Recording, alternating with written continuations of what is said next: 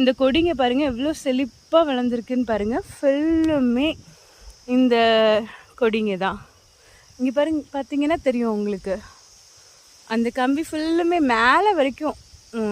இது வந்து 7 அடி 7 ஃபீட்டு. சில பேர் 6 ஃபீட் கூட போடுவாங்க. நான் கல்லெல்லாம் உங்களுக்கு அளவு அப்புறமா போடுறேன். 7 ஃபீட்டு. இது ஃபுல்லுமே மேலே வரைக்குமே ஃபுல்லாக இந்த கொடி வந்து ஃபுல்லுமே ஏறிடுச்சு. இந்த 2 மாதத்துலேயே இவங்க பாருங்கள் அழகாக மொட்டைலாம் வச்சு பூவே இந்த அழகாக பூ பூத்துருக்கு பாருங்கள். பூவே பூக்க ஆரம்பிச்சிருச்சு.